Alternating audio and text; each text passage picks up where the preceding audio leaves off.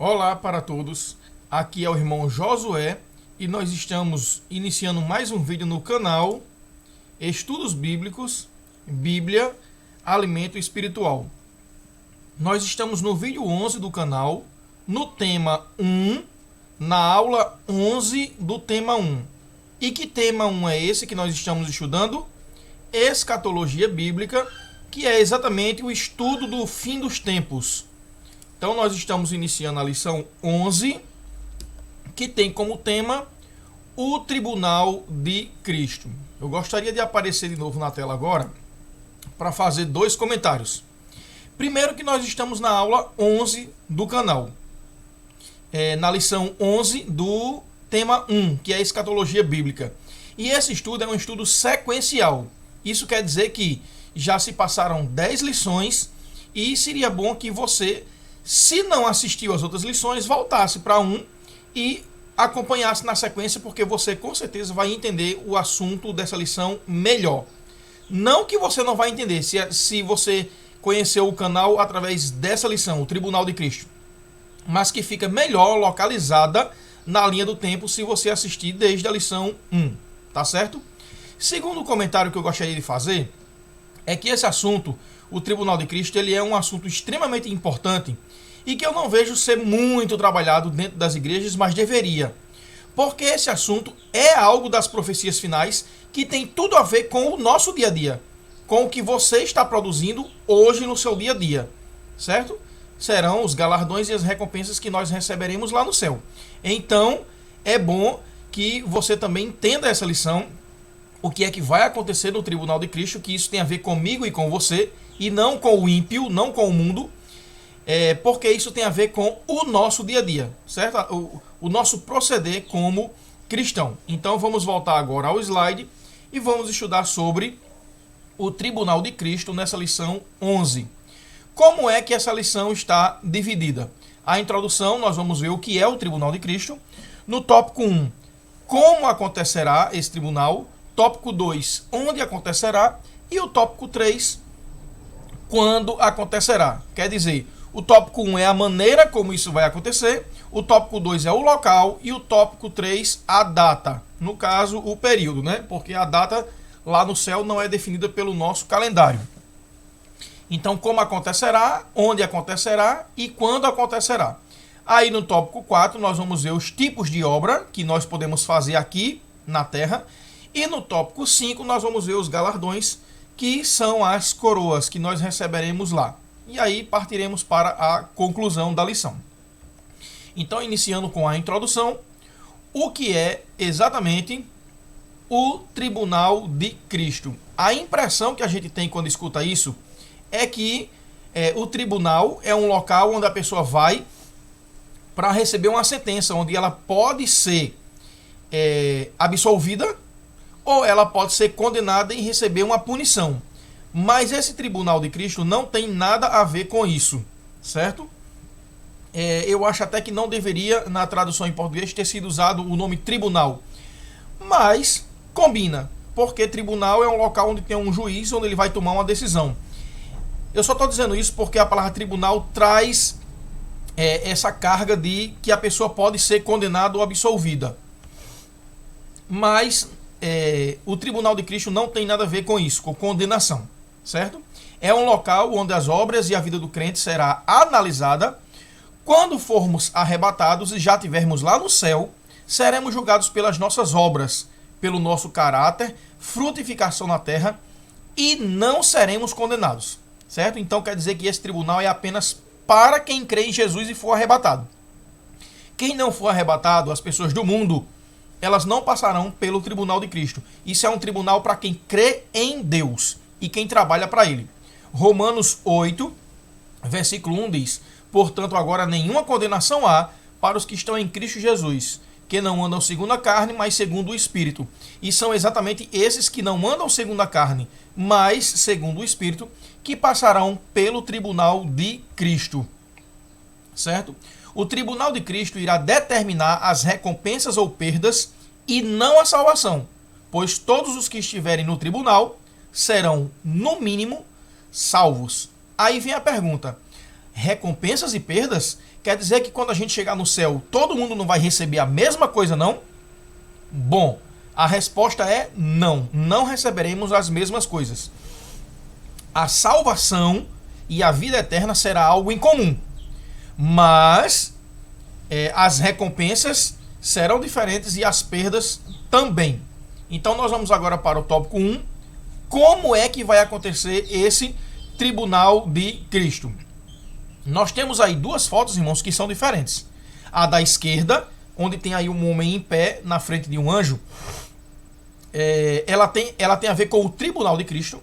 E a segunda tem a ver com o julgamento final, que é o julgamento do trono branco. E esses dois tribunais acontecerão em momentos diferentes. Nós temos pelo menos 1.100 anos de diferença entre o tribunal de Cristo e o julgamento do trono branco. Por que 1.100 anos? Porque o tribunal de Cristo acontecerá depois do arrebatamento da igreja. Mas ainda nós temos 7 anos da grande tribulação. Nós temos aí o milênio, quando a segunda vinda de Jesus ocorrer, ele vai vir aqui, vai derrotar o anticristo. Nós já estudamos isso em lições anteriores. Por isso que eu recomendei no início do vídeo que você assista as outras aulas. E depois desses 1000 anos que Jesus vai reinar aqui na terra, ainda Satanás será solto, ainda vai haver uma guerra final para Deus, no caso Jesus, que é o grande juiz, levar todos para serem julgados no julgamento do trono branco. E lá receberemos a vida eterna e os ímpios receberão a morte eterna. Quer dizer, Deus vai separar os bodes das ovelhas, como nós já vimos isso em texto, e entre o tribunal de Cristo, que é a imagem da esquerda, e o julgamento final, que é a imagem da direita, nós temos aí mais de 1000 anos de diferença, certo? E nós estamos estudando hoje não o julgamento final, nós estamos estudando o tribunal de Cristo. Como acontecerá? O que é o tribunal de Cristo? Ele é chamado de bema. Essa palavra é importante porque as pessoas que usavam essa palavra na linguagem original de onde nossa Bíblia foi traduzida, eles entendem bema não como um tribunal condenatório. Essa é a palavra-chave da lição de hoje, porque todos nós compareceremos perante o bema, certo? O bema não é um tribunal para condenar. Então o que é o tribunal de Cristo? É o bema do grego bematos, corte para retribuição, tendo Cristo como presidente, que se ocupará do julgamento dos santos quanto ao serviço prestado ao reino. Eu vou expandir essa imagem porque realmente é um tribunal onde as pessoas comparecem, mas elas não comparecem porque cometeram um crime ou fizeram nada de errado. Elas vão para receber um prêmio, e quem decide esse prêmio é o juiz. O juiz está lá não para condenar, mas para decidir qual o tamanho do prêmio que a pessoa vai receber. Basicamente como a comissão julgadora dos esportes, certo? Você vai para frente dos juízes do esporte não para ser condenado, mas para saber a sua colocação, certo? Nós temos aí atletas recebendo suas medalhas, e quem é que decide essa medalha? É o juiz. Então no tribunal de Cristo, Jesus vai ser o juiz, mas não para condenar, e sim para decidir exatamente como uma comissão julgadora, certo? Exatamente o que cada um vai receber. Nós temos aí a imagem de uma comissão julgadora dos Jogos Olímpicos, e são juízes, certo? Então Jesus vai ser o juiz no tribunal de Cristo, não para condenar, mas para definir os prêmios. E aí eu gostaria de ler isso aqui com os irmãos. Nos Jogos Gregos de Atenas, a velha arena tinha uma plataforma elevada na qual se assentava o presidente ou o juiz da arena. De lá, ele recompensava todos os competidores e todos os vencedores. Era chamado bema, ou assento de recompensa. Nunca foi usado em referência a um assento judicial. Desse modo, associa-se a essa palavra a ideia de proeminência, dignidade, autoridade, honra e recompensa, e não a ideia de justiça e julgamento. Isso é o tribunal de Cristo. No tribunal de Cristo serão julgadas as nossas obras e receberemos galardões e recompensas. Isso quer dizer que quem chegar no tribunal de Cristo não vai chegar lá com medo. Olha, será que eu vou ser condenado? Não. A gente chegará lá para... Jesus ele vai reconhecer aquilo que nós fizemos enquanto estamos aqui. Isso também foi o motivo do meu segundo comentário. O que a gente faz aqui vai produzir galardões diferentes, certo? 2 Coríntios, capítulo 5, versículo 10 diz: porque todos devemos comparecer ante o tribunal de Cristo, para que cada um receba o que tiver feito por meio do corpo.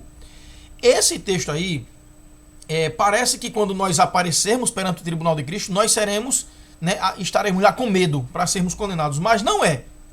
Eu diria que a gente poderia ler como está aí embaixo, porque todos devemos comparecer perante o bema, para que cada um receba segundo o que tiver feito por meio do corpo, certo? Então é assim que a leitura do grego ela deve ser feita. E quando os gregos liam isso aí, porque todos devemos comparecer perante o bema, eles já sabiam que o bema era um tribunal que tinha um juiz, mas para entregar prêmios. Eu reescrevi isso aí na linguagem de hoje, e seria mais ou menos isso aí, ó. Porque todos devemos comparecer perante a comissão julgadora, para que cada um receba seu prêmio segundo o que tiver se esforçado. É exatamente o que está dizendo em cima, porque todos devemos comparecer ante o tribunal de Cristo, para que cada um receba segundo o que tiver feito por meio do corpo, certo? A gente vai perante uma comissão julgadora para receber os nossos prêmios. Então nós vimos no tópico 1 aí como acontecerá, certo? Será um tribunal para entregar recompensas. Agora nós vamos ver onde esse tribunal acontecerá. Segundo Coríntios 5:10, como nós acabamos de ler, porque todos devemos comparecer ante o tribunal de Cristo, para que cada um receba segundo o que tiver feito por meio do corpo. Isso quer dizer o quê? Por que essa parte está destacada em vermelho? Porque nós não estaremos mais no corpo que nós estamos usando agora. Nós já estaremos com um corpo glorioso. Então, o julgamento acontecerá depois que nós formos transformados para um corpo incorruptível. Então não é mais na terra, é depois do arrebatamento da igreja, certo? O que a gente fez enquanto estivermos vivos aqui na terra é o que vai providenciar exatamente esses prêmios. Então esse texto mostra que é depois do arrebatamento. Mateus 16:27 diz: porque o Filho do Homem virá na glória de seu Pai com os seus anjos, e então dará a cada um segundo as suas obras. Isso quer dizer que é depois do arrebatamento da igreja, certo? Então, onde acontecerá? Depois do arrebatamento da igreja, nós iremos para o céu, onde acontecerá também as bodas do Cordeiro. Então, não acontecerá esse tribunal aqui na terra nem em outro local, certo? Onde há o local? No céu, em algum lugar lá que vai estar preparado para nós recebermos os nossos galardões, né? Quando Paulo ele foi elevado até o terceiro céu, ele disse que viu coisas inefáveis que não era lícito falar, e também ele viu a coroa dele, quer dizer, o prêmio dele ele viu lá, certo? E ele disse que a coroa estava preparada para ele e para todos os que amam a vinda de Cristo. Então, se ele viu a coroa dele lá no céu, é mais uma prova de que o local onde acontecerá será exatamente no céu. Agora, nesse tópico 3, nós vamos ver, irmãos, quando a época em que acontecerá esse tribunal. E aí eu gostaria de novo de aparecer na tela, porque eu tenho um pensamento divergente em relação aos outros professores que ensinam escatologia bíblica. Sendo que, irmãos, a minha divergência não é em relação ao conteúdo do ensino, certo? Eu quero deixar isso bem claro. Eu só não concordo com os professores que ensinam escatologia em relação ao tempo quando isso acontecerá. Isso não muda a fé de ninguém, porque o conteúdo da minha aula está exatamente a todos os professores cristãos que ensinam sobre o tribunal de Cristo. Eu só não concordo com o tempo. Nós vamos voltar aqui para o slide, né? Quando acontecerá. Uma coisa fica bem clara, né? Que vai acontecer depois do arrebatamento da igreja. Nós temos aí 7 anos da grande tribulação aqui na terra, e lá no céu vai acontecer as bodas do Cordeiro, juntamente com o tribunal de Cristo. E aí tem professores que determinam o tempo. Eu também não concordo com essa determinação, porque isso é uma opinião pessoal, de que a grande tribulação ela vai ser dividida em 2 períodos. Aí eu concordo, 3 anos e meio e 3 anos e meio. E aí os professores dizem que 3 anos e meio vai ser exatamente o tribunal de Cristo, 3 anos e meio vai ser as bodas do Cordeiro. Tudo tem que caber dentro desses 7 anos após o arrebatamento da igreja, porque depois de 7 anos vai acontecer a segunda vinda de Cristo aqui na terra com a igreja. Então, dentro desses 7 anos tem que acontecer aí 3 anos e meio de um evento no céu e 3 anos e meio do outro. Não sei se dura 3 anos e meio e 3 anos e meio. Eu sei que o tribunal de Cristo é depois do arrebatamento da igreja, que nós receberemos os nossos prêmios, antes da segunda vinda de Cristo. Então vai acontecer durante esses 7 anos. E aí eu peguei essa foto em espanhol, para eu não precisar montar, né, lá a igreja durante a grande tribulação, não sei nem se eu li certo, mas a igreja durante a grande tribulação. Enquanto a terra estiver passando aqui pela grande tribulação, lá no céu a igreja vai estar passando por um outro processo. Aí nós temos aí, né, aí da esquerda para a direita, o rapto, que em espanhol se chama rapto, mas nós chamamos aqui no português de o arrebatamento da igreja. E aí os professores ensinam que assim que a gente chegar no céu, passaremos pelo tribunal de Cristo. E depois do tribunal de Cristo é que nós iremos para as bodas do Cordeiro, que foi a lição 10, a aula anterior. Depois das bodas do Cordeiro, nós viremos nesse regresso glorioso que em português nós chamamos de a segunda vinda de Cristo com a igreja. Muito bem, tudo que eu ensino na minha aula sobre o tribunal de Cristo, eu concordo com todos os professores, menos nessa sequência. E como eu já disse, isso não vai mudar a fé de ninguém, né? Os ensinos escatológicos dizem que o tribunal de Cristo vem primeiro e as bodas do Cordeiro vêm depois. E na minha visão, e eu tenho versículos que mostram isso, e eu vou mostrar esses versículos agora, eu acredito que esses dois eventos acontecerão ao contrário. Depois do arrebatamento da igreja, acontece primeiro as bodas do Cordeiro, e depois das bodas do Cordeiro é que acontece o tribunal de Cristo. E aí nós recebemos os nossos prêmios depois das bodas do Cordeiro, e depois do tribunal de Cristo acontece a segunda vinda de Cristo. Por que eu penso assim? Que o tribunal de Cristo ele não acontecerá primeiro. As bodas do Cordeiro acontecerá primeiro. Por causa desses dois versículos que estão na tela. 2 Coríntios 5,10 diz: porque todos devemos comparecer ante o tribunal de Cristo, para que cada um receba segundo o que tiver feito por meio do corpo. Muito bem, é incontestável de que o tribunal de Cristo acontecerá. E que acontecerá quando nós estivermos com o corpo glorioso. Isso aí eu concordo. Só que aí, irmãos, nesse versículo de 2 Coríntios 5,10, não está determinando o tempo, só está dizendo que nós devemos comparecer. Quando é que nós vamos aparecer? Bom, aí não está determinando. Então você dizer, é assim que acontece o arrebatamento da igreja, nós já vamos para o tribunal de Cristo, isso para mim é uma opinião pessoal. Devemos comparecer? Devemos. Quando? Aí não está dizendo. Agora, em Mateus 25, 6 e 10, nós temos aí um versículo que determina o tempo.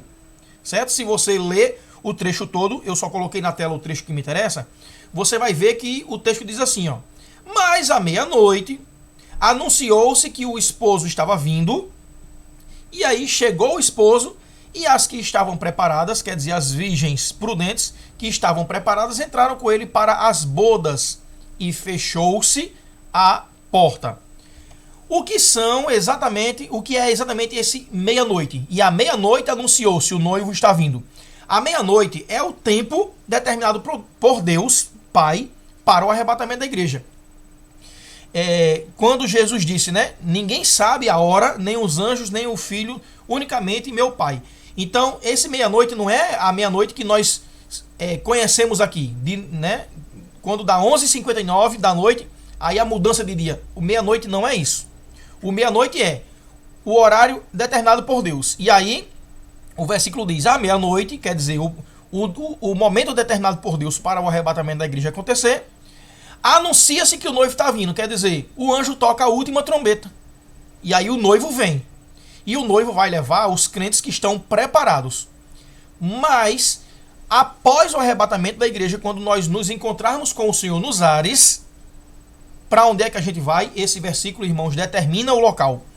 Chegou o esposo para arrebatar a igreja, e a igreja que estava preparada entrou com ele para as bodas. E aí fechou-se a porta. Quer dizer, quando fala do tribunal de Cristo, diz que nós devemos comparecer. Mas, para as bodas do Cordeiro aí, está dizendo que após o arrebatamento da igreja, nós entraremos diretamente para as bodas do Cordeiro. E aí o tribunal de Cristo, para mim, acontece depois. Os crentes entram primeiro para as bodas do Cordeiro, abraçam Jesus, né? A gente está aqui vivendo uma vida sendo discriminado, sofrendo. E aí a gente vai encontrar o nosso Senhor. E aí ele disse, eu não beberei do fruto da vida até aquele dia que eu me encontro com vocês no reino do meu Pai. Então, para mim, comemora-se a festa primeiro, e depois daquela euforia de você poder ter abraçado Jesus, é que nós vamos para o tribunal. E os professores de escatologia ensinam exatamente o contrário. Assim que chega no céu, recebe-se os prêmios e depois vai para as bodas do Cordeiro. Como esse versículo aí, Mateus 25:10, diz que o esposo chegou e a igreja que estava preparada foi com ele para as bodas do Cordeiro, para mim aí tem uma determinação de tempo, certo? Então, nas minhas aulas, o arrebatamento aconteceu, nós vamos para as bodas do Cordeiro e depois passaremos pelo tribunal de Cristo. Depois do tribunal de Cristo, nós vamos voltar com o Senhor na segunda vinda dele, para ele destruir o anticristo e reinar 1000 anos aqui na terra. Tema da lição que vem, certo? Então, após o arrebatamento da igreja, para mim acontece exatamente nessa sequência. E é por isso que eu coloquei as bodas do Cordeiro para ser a lição 10. E o tribunal de Cristo para ser a lição 11. Agora nós vamos ver no tópico 4 os tipos de obra que serão avaliados lá. Vamos ver alguns versículos que falam sobre as nossas obras, né? Hebreus 6:10, Marcos 9:41 garante que nós receberemos prêmios. Vamos lá. Porque Deus não é injusto para se esquecer da vossa obra e do trabalho do amor que para com o seu nome mostrastes enquanto servistes aos santos e ainda servis. Quer dizer, Deus vai nos presentear pela nossa obra. E aí o próximo versículo, porquanto qualquer que vos dê a beber um copo de água em meu nome, porque sois discípulos de Cristo, em verdade vos digo que não perderá o seu galardão. Esses versículos mostram que nós teremos galardão. Colossenses 3:23 e 24 diz: E tudo quando fizerdes, fazei-o de todo o coração como ao Senhor, e não aos homens. Sabemos que recebereis do Senhor o galardão da herança, porque a Cristo, o Senhor, servis. Mais um versículo que mostra que nós teremos uma herança e um galardão. Gálatas 6:8 e 9 diz: Porque o que semeia na sua carne, da carne ceifará a corrupção. Mas o que semeia no Espírito, do Espírito ceifará a vida eterna. E não nos cansemos de fazer o bem, porque a seu tempo ceifaremos, se não houvermos desfalecido. Esse termo ceifaremos significa receberemos uma recompensa, né? Se a gente trabalhar e fazer o bem, no tempo determinado, ganharemos o nosso prêmio se a gente não tiver desistido. Mateus 5:11 e 12 diz: Bem-aventurados sois vós quando vos injuriares e perseguirem e mentindo disserem todo mal contra vós por minha causa. Exultai e alegrai-vos, porque é grande o vosso galardão nos céus, porque assim perseguiram os profetas que foram antes de vós. E Filipenses 3:14 diz: Prossigo para o alvo pelo prêmio da soberana vocação de Deus em Cristo Jesus. Isso quer dizer que quem tem vocação em Deus e vive para Deus, vive para Jesus, receberá um prêmio. E aí, 1 Coríntios 15:57 e 58 diz: Mas graças a Deus que nos dá a vitória por nosso Senhor Jesus Cristo. Portanto, meus amados irmãos, sede firmes e constantes, sempre abundantes na obra do Senhor, sabendo que o vosso trabalho não é vão no Senhor. Vocês não estão perdendo tempo trabalhando na obra de Deus. Vocês terão algum prêmio. Mas, analise comigo essa imagem. Esse pódio aí está mostrando que os prêmios serão iguais? Não, irmãos. Nós temos aí prêmios diferentes. Essa imagem que está na tela agora está mostrando 3 atletas. As 3 atletas receberam o mesmo prêmio? A resposta é não. A de branco do meio recebeu uma medalha de ouro. A de preto recebeu uma medalha de prata, que é menos importante do que a medalha de ouro. Em terceiro lugar, nós temos aí um atleta de vermelho que recebeu uma medalha de bronze.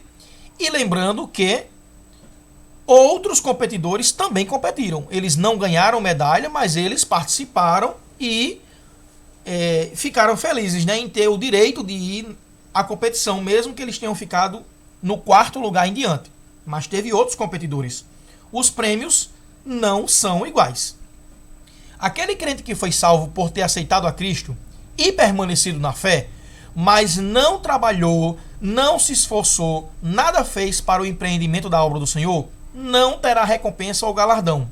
O caráter desse tribunal é galardoador.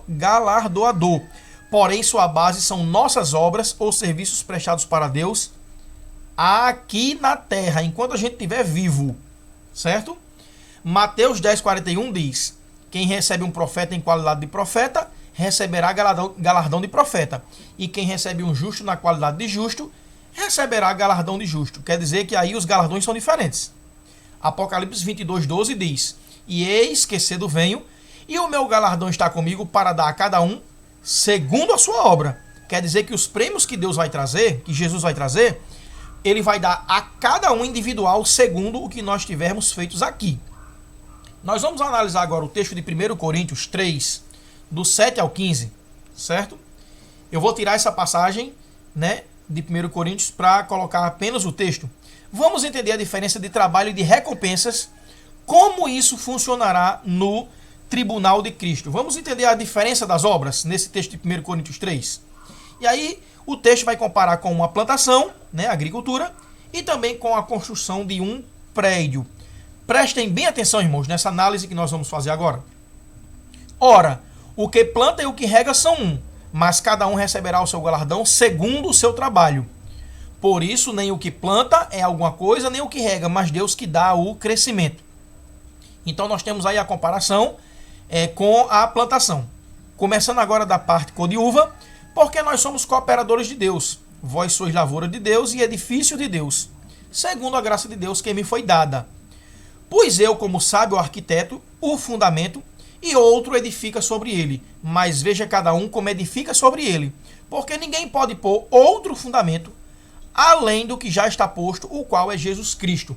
Aí nós estamos indo para a figura do prédio, e eu quero deixar bem claro, irmãos, que o fundamento que está sendo dito aí por Paulo é exatamente a pedra angular que é Jesus Cristo. Alguém do mundo constrói alguma coisa em favor de Jesus? Não. Só quem pode construir alguma coisa na obra de Deus de forma eficaz e que mereça prêmio, porque fez de coração, é exatamente as pessoas que acreditam e lutam por Jesus. Então vamos analisar aí esse texto. E se alguém sobre esse fundamento formar um edifício? Aí vem a pergunta lá embaixo, que eu já fiz agora. Alguém que não é salvo pode construir alguma coisa sobre Jesus? De forma eficaz? Não. Então, e se alguém, está falando dos salvos que comparecerão perante o Bema, sobre esse fundamento que é Jesus, formar um edifício quer dizer trabalhar para Deus. E se alguém trabalhar para Deus, fazendo sua obra, certo? Vamos voltar agora ao raciocínio. E se alguém sobre esse fundamento formar um edifício de ouro, prata, pedras preciosas, madeira, feno e palha, a obra de cada um se manifestará. Olhe que nós temos aí dois grupos, irmãos, de materiais. Nós temos aí ouro, prata e pedras preciosas. Da esquerda para a direita, o primeiro desenho representa o ouro, o do meio, a prata. E na direita, né, o terceiro desenho aí representa pedras preciosas. Isso é um grupo de trabalho. Agora, o segundo grupo é exatamente a madeira, o feno, que é usado como comida para animais, e a palha, que é usada para artesanato. Então, nós temos aí dois tipos de obras. Continuando a ler o texto. E se alguém sobre esse fundamento formar um edifício de ouro, prata, pedras preciosas, madeira, feno e palha, a obra de cada um se manifestará. Na verdade, o dia a declarará, porque pelo fogo será descoberta, e o fogo provará qual seja a obra de cada um. Se a obra que alguém edificou nessa parte permanecer, quer dizer, quando passar pelo fogo, esse receberá galardão. Se a obra de alguém se queimar, sofrerá detrimento. Esse texto, irmãos, não é minha opinião, não. Está exatamente na Bíblia, assim, em 1 Coríntios 3. Os irmãos podem pegar a sua Bíblia e conferir, certo? Do 7 ao 15. Quer dizer que o nosso trabalho passará pelo fogo quando a gente chegar no céu. Mas mesmo que a obra não passe, o tal será salvo, certo? Todo mundo que estiver no Bema, no Tribunal de Cristo, será salvo e receberá a vida eterna. Mas Deus vai pedir algo pra gente, e eu gostaria de novo de aparecer aqui na tela. Deus vai olhar para você e perguntar: mostre-me suas mãos. O que você tem a apresentar? né? Mostra aí os seus talentos. O que foi que você fez com o talento que Deus deu? Você, irmão, que está assistindo essa aula, vai ter o que mostrar a Deus na sua mão? Eita! Quer dizer que a minha vida aqui importa para o tribunal de Cristo. Eu não posso viver uma vida de qualquer maneira, tendo aquele talento que Deus me deu, fazendo de qualquer forma, não. Eu vou voltar agora para o slide, que os irmãos meditem nessa observação agora, porque Deus ele colocou um talento na sua mão e você que está assistindo a aula sabe exatamente qual foi o talento que Deus lhe deu. Você está produzindo mais com esse talento ou você está escondendo na terra? Porque quando a gente chegar lá no tribunal, o que é que vai acontecer? Deus vai ele vai nos cobrar. O que foi que você fez com o talento que eu lhe dei na obra? Se o seu talento ele foi desenvolvido e produziu uma obra de ouro, prata e pedras preciosas, quando for colocado no fogo, o ouro, a prata e as pedras preciosas permanecerão. Mas se o seu trabalho foi um trabalho relaxado, um trabalho de qualquer forma, ou você não fez aquilo, não cumpriu aquele ministério que Deus colocou na sua mão, o seu trabalho vai ser de madeira, feno e palha. E a obra de cada um se manifestará quando o dia se declarar. E o dia é exatamente quando a gente chegar no tribunal de Cristo, porque Jesus é a luz do mundo. Ele é a luz do dia. Tá certo? E perante ele, todas as coisas ficarão alvas como a neve. Então a gente não vai chegar lá mentindo. Não, Senhor, a minha obra foi muito boa. Não, o próprio Jesus ele vai dizer. Certo? Qual foi a sua obra? Então, se a obra que alguém edificou, se o que você fez permanecer, tiver validade, você receberá galardão. Se a obra de alguém queimar, quer dizer, se Deus disser que a pessoa foi irresponsável, sofrerá detrimento. Detrimento, irmãos, não é condenação, não. É não receber galardão. Então, quando a gente chegar no céu, Deus vai nos cobrar, passar nossa obra pelo fogo, e você só receberá galardão lá, se a sua obra for válida. Eu já ouvi crentes dizer assim: só o fato de estar no céu, se eu for o varredor da rua do céu, para mim já tá bom, se eu não receber nada lá. Né? O fato de eu não ir passar a eternidade no lago de fogo e enxofre, no inferno, para mim já tá bom. Mas, irmão, será um momento de honra e de glória. Pelo que você trabalhou aqui. A gente tem que trabalhar para o Senhor de forma genuína, para chegar lá, irmão, não ficar vendo os outros receber as medalhas e a gente não receber, não. Certo? Então, trabalhe para o Senhor.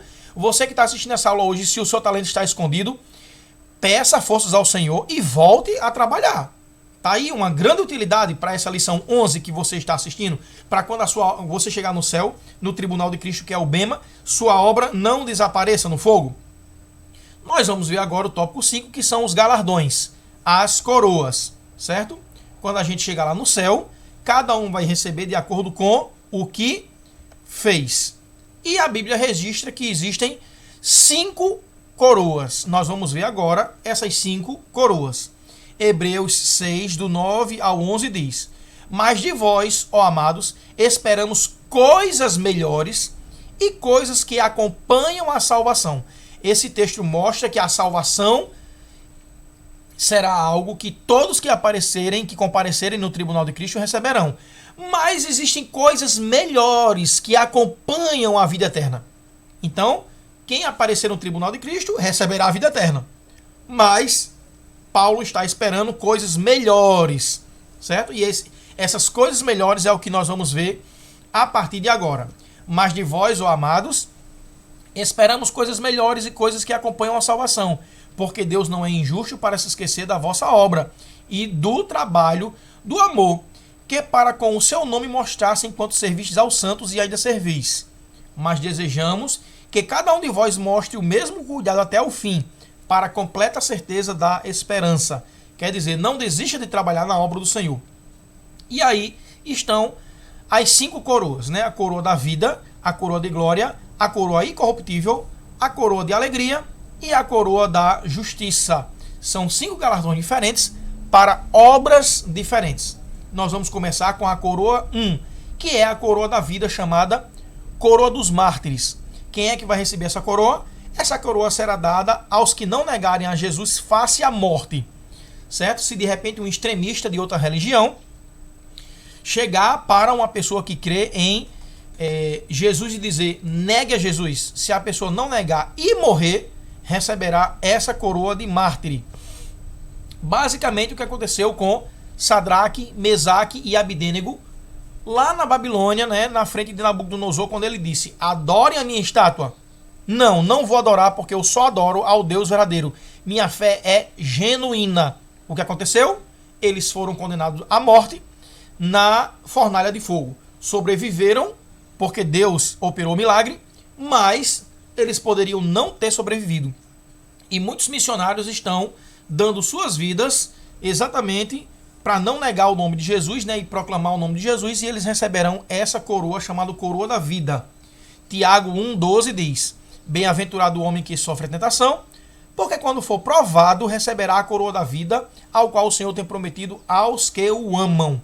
E aí esse provado é exatamente ser morto. Apocalipse 2,10 diz: eis que o diabo lançará alguns de vós na prisão, para que sejais tentados, ser fiel até a morte, e dar-te-ei a coroa da vida. Então essa primeira coroa será dada para quem morrer não negando o nome de Jesus. Segunda coroa, a coroa de glória. Essa coroa será dada aos pastores que voluntariamente cuidarem do rebanho do Senhor. Nós sabemos, irmãos, que existem os falsos pastores, lobos em pele de cordeiro, que estão ali para se aproveitar das ovelhas. Mas existem também os pastores que trabalham genuinamente para levar o rebanho ao conhecimento da verdade, ensinando a Bíblia, tomando conta verdadeiramente.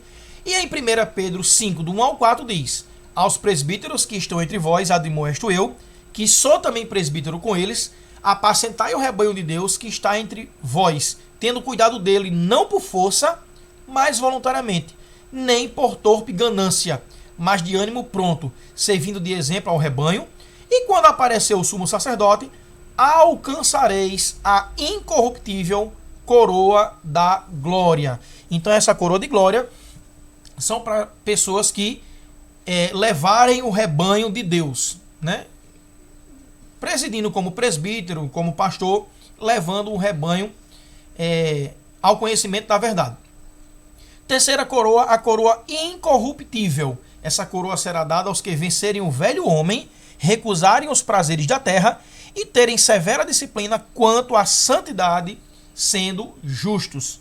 Nós sabemos também que existem crentes que aceitaram a Jesus, que creem em Jesus, que será arrebatado, mas que o velho homem continua atuando. Ele continua cometendo os mesmos pecados da vida que ele tinha antes. E aí o que acontece?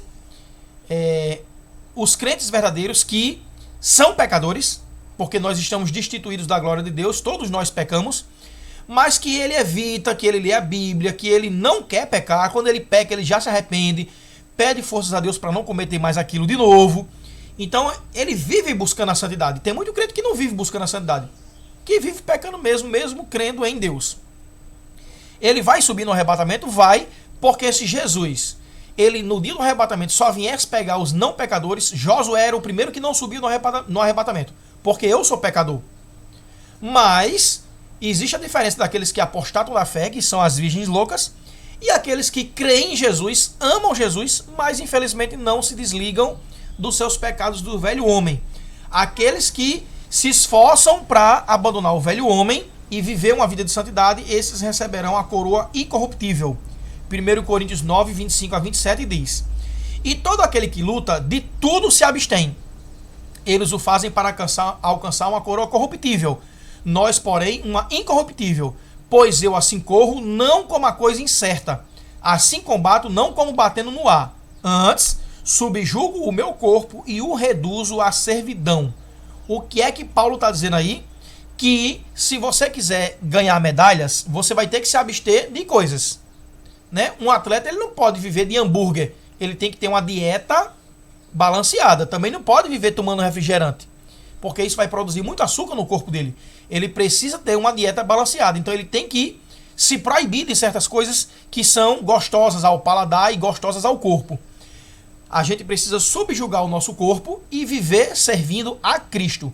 A coroa incorruptível é exatamente para essas pessoas que sabem que o pecado para a carne é coisa boa, mas evita.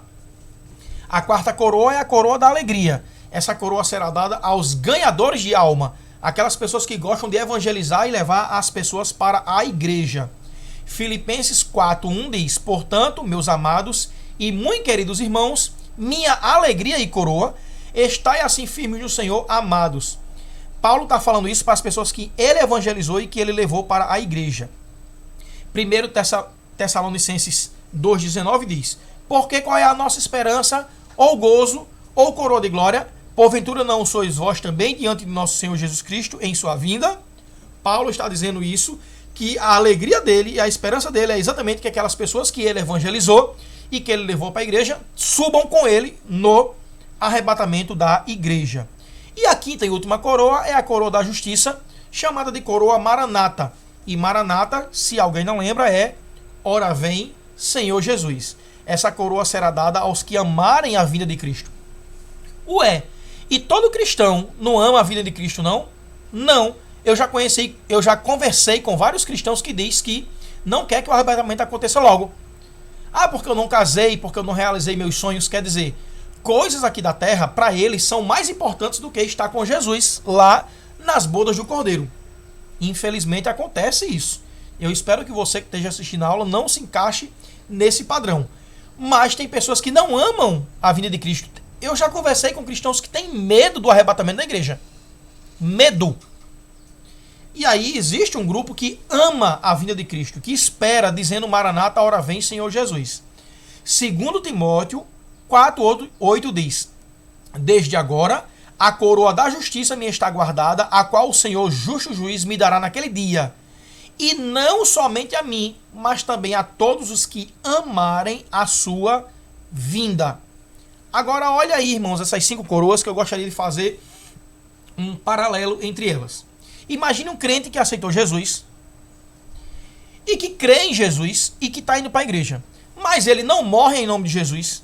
Ele não é pastor. Infelizmente ele deixa o velho homem fazer com que ele peque algumas vezes, né? Ele tem vergonha de andar com a Bíblia debaixo do braço e não evangeliza. E também ele não espera o arrebatamento. Mas ele crê em Jesus, ama Jesus e está dentro da igreja, servindo dentro da igreja, assistindo aos cultos de coração. Ele vai subir? Vai. Mas quando chegar lá no tribunal, ele não vai receber nenhuma dessas coroas. Aí vamos para o segundo crente. Ele não morre em nome de Jesus, ele morre de velho ou por alguma doença. Ele não é pastor, mas ele vive buscando a limpeza espiritual e ser justo. Ele evangeliza e ganha almas.